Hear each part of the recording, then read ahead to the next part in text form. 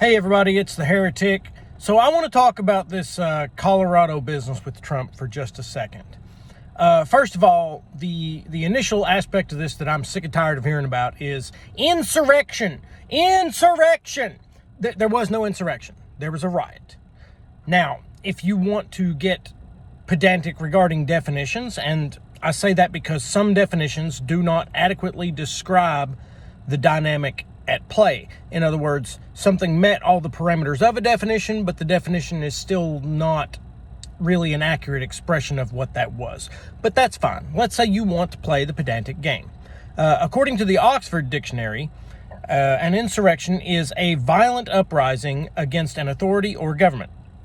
Hey, okay, by that definition, you could call January 6th, at least in part, an insurrection. There were protests, there were rallies, but some elements of that became what could be defined as an insurrection. Hey, all right.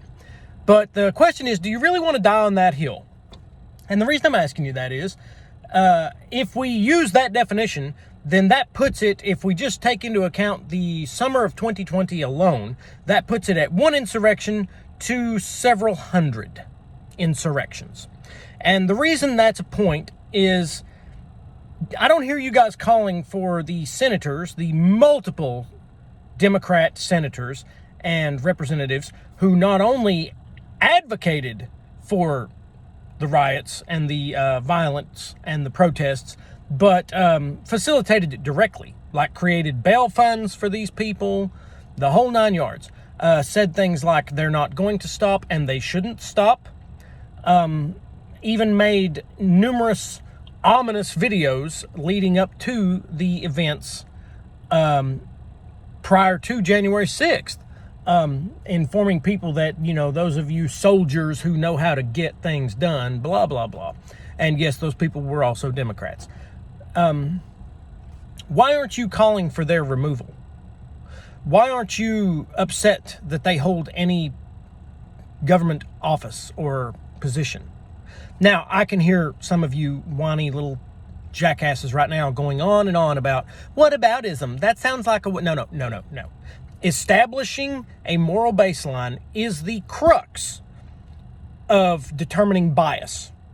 In other words, when I point out how you handle something when it's another person, all the parameters are the same, it's just another person, or it's a political party that you happen to be favorable towards, that's the entire premise behind establishing bias or prejudice.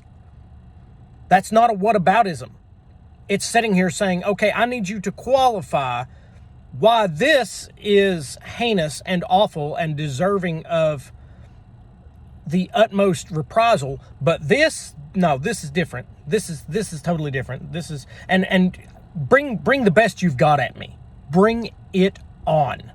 Well, they were committing insurrection because nowhere in the definition of insurrection does it delineate between one cause or the other. Insurrection is insurrection, even if you think your cause was noble. And just so you know, I could take you apart on that too. Definitely take you apart on that. But that's another video. And the joke about the whole thing here is that even if we assign January 6th as an insurrection per the definition, even if you agree to those terms, you still miss Donald Trump.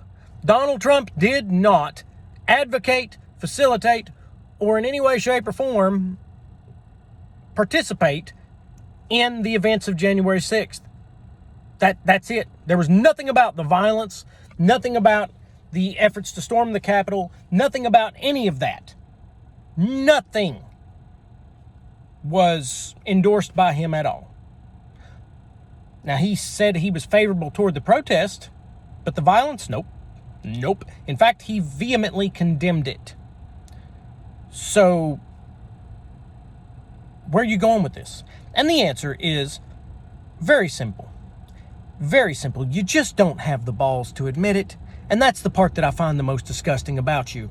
You just don't have the balls to say, I don't care what the parameters are. I don't care what my side did or what your side did. I don't want Donald Trump to be eligible to run for the presidency. Whatever we have to do to reality, to objectivism, to anything of the sort, I don't care as long as we stop him from running for president and potentially winning the 2024 presidential election. And the joke is, I would at least have some respect for you if you had the balls to just admit it, but you don't. You don't. You have to take all the hearts.